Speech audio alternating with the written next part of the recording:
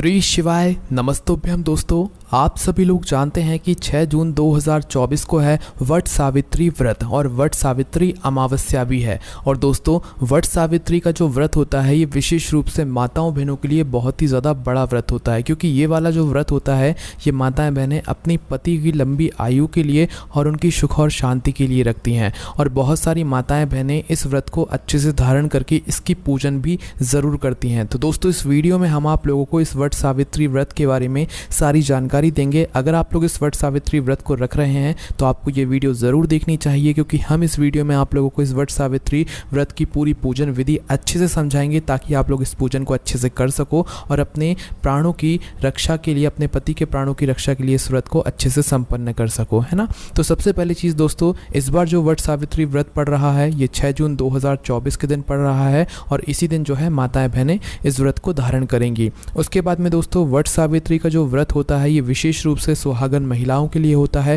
क्योंकि वह अपने पति की लंबी आयु के लिए और वैवाहिक जीवन को अच्छा रखने के लिए इस व्रत को धारण करती हैं और पूरा करती हैं।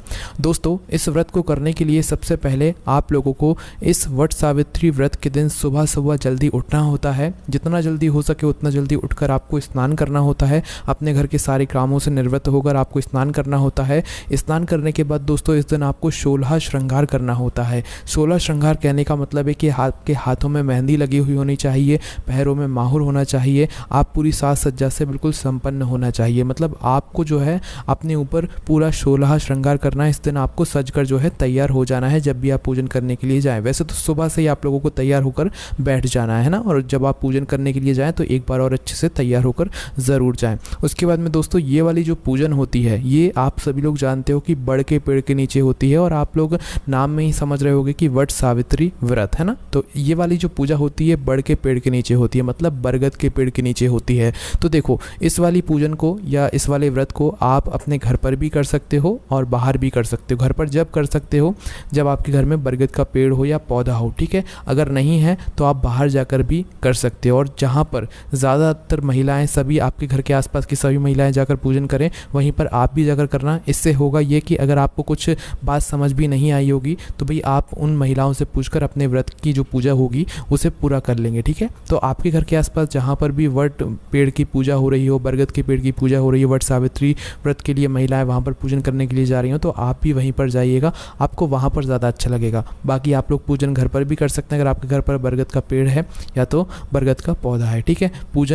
पूजन सामग्री में या पूजन विधि में आपको कोई भी बदलाव नहीं करना है, चाहे घर में करो, चाहे बाहर करो, चाहे मंदिर में जो बरगद का पेड़ हो वहाँ पर करो, आपको जो फल है वो बिल्कुल मिलेगा और पूजन जो विधि है वो भी एक ही रहेगी, ठीक है। तो सबसे पहली चीज़ दोस्तों, इस वाले पूजन को करने के लिए आप लोगों को क्या करना होता है कि भाई आप लोगों को सुबह सुबह जल्दी उठकर स्नान करके तैयार मतलब बिल्कुल हो जाना होता है और 16 श्रृंगार अपने ऊपर कर लेना होता है। 16 श्रृंगार करने के बाद दोस्तों, इस बार की जो ये पूजन है, इस पूजन का जो समय है वो भी आप लोग यहाँ पर अच्छे से नोट कर रख लीजिए।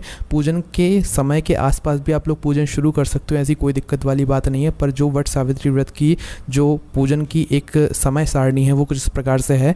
दोपहर 11:52 से शुरू होकर दोपहर के ही 12:58 तक जो है ये समय चलेगा, जिस समय के बीच में आप लोग अपनी जो है वट सावित्री व्रत की पूजा कर सकते हो, ठीक है। इस बात का आप लोगों को ध्यान रखना है ना। तो दोस्तों, सबसे पहले जैसे ही आप लोग वट सावित्री व्रत की पूजन करने के लिए बरगद के पेड़ के नीचे पहुंचते हो तो जाते से ही आप लोगों को सबसे पहले उस बड़ के पेड़ के ऊपर सींचन करना है जल से, है ना। जल से सींचन ऐसे करोगे कि उस बरगद के पेड़ के एक चक्कर लगाते हुए आपको अपनी जल की धारा बनाते हुए एक पूरा चक्कर उसका लगा लेना है। मतलब पूरे गोलम गोल में आप लोगों को उस अपने जल को जो है उस बरगद के पेड़ में डाल देना है ना। तो सबसे पहले जाते से ही आपका काम यही रहेगा कि आप अपने जल से उस बरगद के पेड़ का जल से सींचन करें, है ना। जल से सींचन करने के बाद दोस्तों, आप लोगों को क्या करना है कि वहाँ पर बैठ जाना है, बरगद के पेड़ के पास में बैठ जाना है, बड़ के पेड़ के पास में बैठ जाना है। उसके बाद में आपका जो पिसा हुआ चावल रहेगा, पिसे हुए चावल के अंदर आपको थोड़ी सी हल्दी और पानी मिलाकर उससे एक ये जो है लेप तैयार कर लेना है, ठीक है। क्योंकि इस लेप से हमें बहुत ज़्यादा काम पड़ेगा, है ना। तो चावल के अंदर थोड़ी सी हल्दी और पानी मिलाकर इस लेप को तैयार करके आपको इस लेप से क्या करना है कि अपने ही हाथों में इसे लगाकर जो है उसी बरगद के पेड़ के ऊपर या बड़ के पेड़ के ऊपर आपको 5 या 7 थापे लगाना है। थापे कहने का मतलब कि अपनी सीधे हाथ की हथेली लेना और हथेली में थोड़ा सा ये लेप लगाना, और लेप लगाने के बाद आप लोगों को मात्र कुछ नहीं करना है, बड़ के पेड़ के ऊपर चिपका देना है। एक बार चिपकाया, फिर दूसरी बार चिपकाया, फिर तीसरी बार, फिर चौथी बार, फिर 5वीं बार, है ना। आप इसे 5 बार भी चिपका सकते हो, 5 अलग अलग जगहों पर भी चिपका सकते हो और 7 अलग अलग जगहों पर भी इस लेप को चिपका सकते हो, ठीक है। मतलब आपको थापे लगाने, 5 थापे लगाओ या तो 7 थापे लगाओ, है ना। इसके बाद में दोस्तों आपको क्या करना है कि इसी से, मतलब जो आपने लेप बनाया हुआ है, इसी से आपको सावित्री और सत्यवान की मूर्ति भी या उनका आकार जो है थोड़ा बहुत बना लेना है वहीं पर बरगद के पेड़ के पास में ही, है ना। क्योंकि दोस्तों आप सभी लोग जानते हो कि सावित्री माता ही वो हैं जो इन्होंने सबसे पहले इस व्रत को धारण किया था और अपने पति के प्राणों को बचाया था, है ना। इस बात को आप सभी लोग पहले से जानते हो। उसके बाद में दोस्तों अब सबसे पहला काम आपका यह रहेगा कि आप जो बैठे बैठे ही अपने आंचल में घुइयाँ रख लो। अब इसे हम आप लोगों को बता दें कि आपके आसपास जो भी आप पूजन सामग्री के लिए अपने साथ में लेकर आए हो, मिठाई, फल वगैरह जो है, उसमें से कुछ कुछ जो भाग है वो आपको अपने आंचल में रख लेना है, ठीक है। एक कपड़े में जो है आप लोगों को रखना है और ये घुइयाँ रखने के बाद उसको जो है बांध लेना है। मतलब जो भी फल फूल वगैरह आपने अपने आंचल में रखे हुए हैं ना, जिस भी कपड़े के अंदर, उस कपड़े को बांधकर अपने आंचल में रख लेना है, ठीक है। इसके बाद में दोस्तों सबसे पहले आपको गौर और गणेश बनाने हैं। गौर और गणेश बनाने के लिए आपको मिट्टी या गोबर, किसी भी चीज़ से बना सकते हो, मिट्टी से भी बना सकते हो, गोबर से भी बना सकते हो, वहीं बरगद के पेड़ के पास में, ठीक है। अगर ये भी ना हो तो फिर आप लोग जो है सुपारी लेकर उसके ऊपर कलावा बांधकर भी जो है गौर और गणेश की एक आकार उनको दे सकते हो, ठीक है। उसके बाद में दोस्तों सबसे पहले अब हम पूजन करेंगे गणेश जी की। तो गणेश जी की पूजन करने के लिए सबसे पहले आप उन पर रोली, चावल और हल्दी चढ़ाइएगा, ठीक है। उसके बाद में जो गौरी माता होंगी उनको आपको सिंदूर समर्पित करना है। ये सिंदूर जो है वो आप अपनी सिंदूरदानी से भी समर्पित कर सकते हैं, कोई दिक्कत वाली बात नहीं है। नई सिंदूरदानी लाकर भी उस सिंदूरदानी से भी आप लोग गौरी माता पर सिंदूर समर्पित कर सकते हैं, ठीक है। उसके बाद में दोस्तों दोनों पर आप लोगों को कलावा समर्पित करना है, मतलब गौर और गणेश जी पर आपको कलावा समर्पित करना है। उसके बाद में जो आप अपने साथ में घी का दीपक लेकर आए हुए होंगे, उस घी के दीपक को आप लोग जला लीजिएगा, ठीक है। घी के दीपक को जलाने के बाद दोस्तों आपको क्या करना है कि जिस बड़ के पेड़ के नीचे आप लोग बैठे हुए हो वहाँ अगर आपको कोई पत्ता मिल जाए, क्योंकि दोस्तों इस दिन बड़ के पेड़ के पत्ते का हमें गहना बनाकर अपने बालों में लगाना होता है। मतलब अपने बालों में एक पत्ता आप लोगों को यहाँ पर लगाना है, मतलब बड़ के पेड़ के पत्ते का आप लोगों को गहना बनाना है। तो आपको करना कुछ नहीं है, बड़ के पेड़ का ही एक पत्ता लेना है, उस पत्ते को अपने बालों में लगा लेना है, बस आपका ये गहना बन जाता है, ठीक है। विशेष रूप से इसे लगा लीजिएगा। तो बड़ के पेड़ का एक पत्ता अपने बालों में लगाने के बाद दोस्तों आपको क्या करना है कि आपको जो है सभी को सिंदूर का टीका लगाना है। सभी को किसको लगाना है? जो आपने पेड़ पर थापे लगाए हुए हैं, गौरी गणेश बनाए हुए हैं, सावित्री सत्यवान बनाए हुए हैं, इन सभी पर आप लोगों को क्या करना है कि भाई जो आपने सिंदूर लिया हुआ है उस सिंदूर का टीका ज़रूर लगाना है, ठीक है। इस बात का ध्यान रखना है ना, सभी को तिलक आप लोगों को ज़रूर कर देना है सिंदूर से। उसके बाद में अगर आपके पास कथा की किताब है, जो वट सावित्री व्रत की कथा है उसकी किताब है, तो उसे भी सामने रख लो और उसका भी आप लोग तिलक कर दो, ठीक है। मतलब सिंदूर से आप लोग टीका लगा दो। उसके बाद में दोस्तों वट वृक्ष को आप लोगों को, जो बड़ का पेड़ है उसको आप लोगों को पीला वस्त्र समर्पित करना है। अपने साथ में एक पीला कपड़ा लेकर आइएगा, अच्छा नया वाला पीला वस्त्र आप लोगों को बड़ के पेड़ को समर्पित करना है। माता को लाल चुनरी समर्पित करना है, जो माता जी को आप गौरी माता आपने बनाई हुई हैं उनको लाल चुनरी समर्पित करना है। और श्रृंगार की जो सामग्री है, 16 श्रृंगार की जो भी चीज़ें हैं वो आपको समर्पित करना है, ठीक है। उसके बाद में गणेश जी को भी आप लोगों को जनेऊ समर्पित ज़रूर करना है, ठीक है। सभी की पूजन आपको विशेष रूप से करना है और सभी को जो हम आपको सामग्री बता रहे हैं ये भी विशेष रूप से चढ़ाना है। उसके बाद में दोस्तों जो पंखा होता है जिसे हम हाथ से चलाते हैं, वो वाला पंखा भी आप लोगों को अपने साथ में लेकर आना है। मतलब ये आपको जो है, मतलब जो डलिया होती हैं, डलिया वगैरह जिस दुकान पर मिलती हैं या जिस जगह पर मिलती हैं, ये पंखा आप लोगों को वहाँ पर मिल जाएगा। पंखा वो वाला जिस पंखे से हम हाथ से हवा कर सकते हैं, ठीक है। तो वो वाला पंखा भी आप लोग उस बरगद के पेड़ के पास में पूजन करते समय ज़रूर रख दीजिएगा, ठीक है। इसी के साथ में जो भी आप फूल वगैरह समर्पित करना चाहते हैं सभी फूल समर्पित कर दीजिए। प्रसाद के लिए जो आप अपने घर से बनाकर लेकर आए हुए हैं, जो भी प्रसाद के लिए आप लोग लेकर आए हुए हैं वो भी यहाँ पर समर्पित कर दीजिए। उसके बाद में 5 तरह के जो फल होते हैं वो भी आप समर्पित कर दीजिए। विशेष रूप से जो आप चना लेकर आए हुए हैं, चना आप लोग जानते हैं ना, तो जो चना लेकर आए हैं वे सारी चीज़ें आप लोग समर्पित कर दीजिए, ठीक है, पूजन सामग्री में। अब जैसे ही आप लोग बरगद के पेड़ के नीचे ये सारी चीज़ें समर्पित कर देते हैं, उसके बाद में दोस्तों इस बात का आप लोगों को ध्यान रखना है कि आपके घर के नियम के हिसाब से जैसी आपके यहाँ पूजन होती है आप वैसे ही पूजन करें। बस आप इस पूजन विधि से अपनी पूजन सामग्री का थोड़ा थोड़ा तो जो है आप लोग आइडिया लगा सकते हो, ठीक है। उसके बाद में दोस्तों जितनी भी आपने सामग्री समर्पित करी है, पूजन सामग्री या जो भी आपने सामग्री समर्पित करी है, सभी सामग्री में आप लोगों को वो जो चावल का हमने लेपन बनाया हुआ था उस चावल के लेपन से आप लोगों को तिलक करना है, ठीक है। मतलब चावल का थोड़ा थोड़ा उसमें भाग लगा देना है और सभी में सिंदूर का टीका भी ज़रूर लगाना है। हमने आपको ये बात पहले भी बता दी है। उसके बाद में जो भी आपके घर में पूड़ी पकवान बने हुए हैं भाई वह सभी पूड़ी पकवान का भोग लगाइए भगवान को। उसके बाद में बड़ के पेड़ के पत्ते से ही आपको एक गहना और बनाना है, मतलब वो माला के रूप में बनाना है। क्योंकि अभी जो पहले हमने एक पत्ता लिया वो तो हमने अपने बालों में लगा लिया, पर अब जो एक पत्ता लोगे उससे एक आप माला बनाओगे, ठीक है। क्योंकि इस माला को आपको बरगद के पेड़ को सबसे पहले पहनाना है और जब पूजा हो जाती है तो इस पूजन के बाद जो है इस माला को हम मतलब जो भी माता बहन पूजा करती है, जो व्रत रखती है, वह अपने गले में पहनती है ना। 24 घंटे तक भी वह माता बहन पहन सकती है, 11 दिन तक भी पहन सकती है और साल भर तक भी इस गहने को पहन सकती है, जो गहना वो अभी बनाकर बरगद के पेड़ को पहनाने वाली है ना। तो बरगद के पेड़ को आप लोगों को क्या करना है, सबसे पहले उसका एक पत्ता लेकर उसका एक गहना बनाना है, मतलब माला के रूप में बनाना है और बरगद के पेड़ को समर्पित कर देना है, ठीक है। समर्पित करने के बाद जब पूजन हो जाए तो उसके बाद में आपको उसे निकाल कर अपने गले में पहन लेना है। 24 घंटे 11 दिन या तो साल भर जितना आपको मन चाहे आप उतना पहन सकते हो, है ना। उसके बाद में धूप दीप आप लोग भगवान को दिखाएं, बरगद के पेड़ के दिखाएं, धूप दीप जो भी आप जलाना चाहते हैं वो सारे जलाकर आप धूप दीप दिखा दें।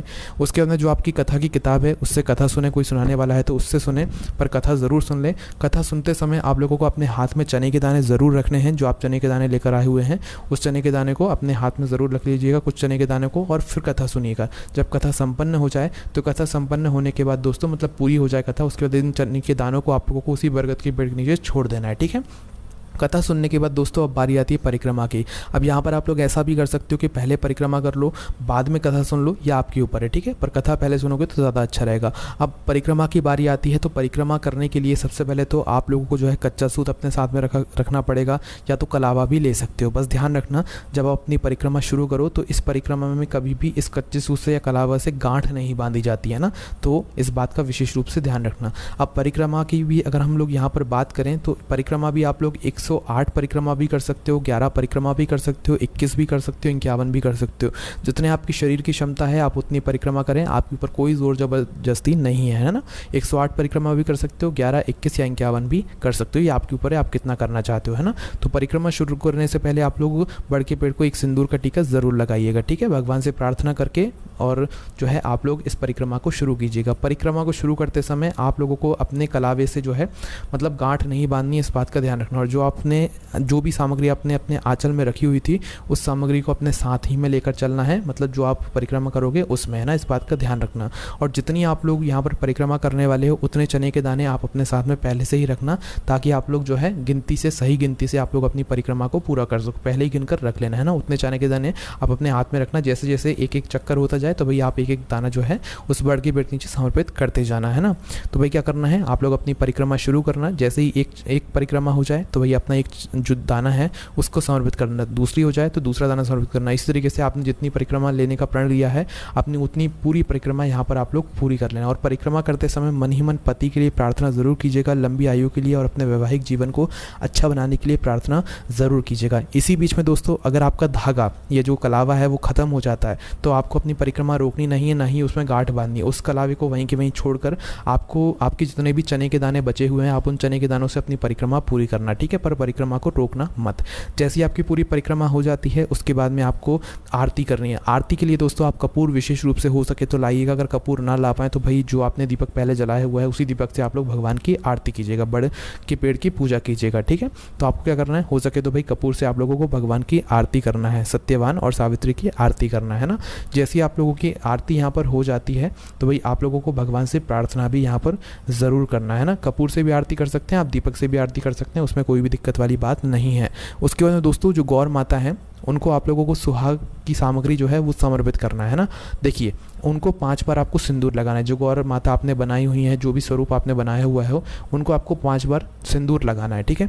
5 बार सिंदूर लगाने के बाद वही सिंदूर 5 बार जो है आप लोगों को अपनी मांग में यहाँ पर लगाना है। उसके बाद में आपको प्रार्थना करना है अपने सुहाग के लिए। फिर क्या करना है, जो आप पंखा लेकर आए हुए होंगे बरगद के पेड़ से, सावित्री सत्यवान को आपको उनसे पंखा करना है, ठीक है। अपने हाथों से पंखा चलाकर जो है उनको हवा करना है, पंखा करना है ना। पंखा जैसे ही हो जाता है तो भाई खड़े होकर 5 या 7 बार आपको उस बरगद के पेड़ को गले लगाना है। जैसे आप अपनी किसी सहेली से मिलते हो तो उसे गले लगाते हो ना, तो वैसे इस बरगद के पेड़ को जो है आपको 5 बार गले मिलना है। एक बार मिल लिया, फिर छोड़ दिया, फिर दूसरी बार मिल लिया, ऐसे कर करके, है ना। 5 बार भी मिल सकते हो और 7 बार भी मिल सकते हो। गले लगाने के बाद, गले मिलने के बाद आपको भगवान से वापस से प्रार्थना करनी है अपने पति के प्राणों की रक्षा के लिए। उसके बाद में दोस्तों जो प्रसाद आपका बचा हुआ है, घुइयाँ का जो प्रसाद है भाई, वो आप लोगों को खुद ही खाना है, किसी बाहर वाले व्यक्ति को नहीं देना है। आप अपने पति और बच्चों को खिला सकते हो पर किसी बाहर वाले व्यक्ति को मत देना। इसके बाद में दोस्तों जो भी आपकी पूजन सामग्री है, जो आपने पूजन सामग्री चढ़ाई हुई है, इस सामग्री का आप लोग दान कर सकते हो ना। चढ़ाया हुआ सामान का आप लोग दान कर सकते हो। ये दान आप किसी बाहरी व्यक्ति को भी दे सकते हो, सास या जेठानी को भी दे सकते हो, उसमें कोई भी दिक्कत वाली बात नहीं है। और कुछ सामग्री जो है वो अपने लिए भी बचा सकते हो, अपने सुहाग की रक्षा के लिए या अपने लिए, है ना। इस बात का ध्यान रखना। और दोस्तों इस दिन जो भी आप दान पुण्य करते हो 16 श्रृंगार की सामग्री का, इसका आपको 2 गुना फल मतलब बढ़कर मिलता है। इसके बाद में दोस्तों अगर व्रत खोलने की बात करें तो कई सारी माताएं बहनें ऐसी होती हैं, जैसे ही उनका व्रत पूरा हो जाता है तो व्रत पूरा करने के बाद वो उसी बड़ के पेड़ के नीचे जो है चने और प्रसाद से अपना व्रत खोल लेती हैं, ठीक है। पर कई सारी माताएं बहनें ऐसी भी होती हैं जो कि अपना व्रत नहीं खोलती हैं और पूरा दिन व्रत रखती हैं और एक समय पर वो मीठा भोजन करती हैं। तो आपके यहाँ जैसा होता है आप वैसे नियम का पालन कीजिएगा। बाकी हमारा जो काम था, हमने आपको पूरी जो वट सावित्री व्रत की पूजन सामग्री होती है, पूजन विधि होती है, वो हमने आपको सारी बता दी है। बाकी दोस्तों अगर अभी भी आपके मन में कोई भी प्रश्न है, कोई भी सवाल है वट सावित्री व्रत से जुड़ा हुआ या वट सावित्री अमावस्या से जुड़ा हुआ, तो उसे आप हमसे कमेंट करके पूछ सकते हैं। बाकी ये दिन विशेष रूप से जो मतलब माताएं बहनें होती हैं उनके लिए बहुत ही बड़ा दिन होता है, तो आप लोग विशेष रूप से आप कमेंट करके पूछ सकते हैं आपके मन में जो भी प्रश्न हो। बाकी दोस्तों कोई भी समस्या आती है आप हमसे कमेंट करके पूछ सकते हैं। ओम नमः शिवाय, जय बोले बाबा श्री शिवाय, नमस्तुभ्यम।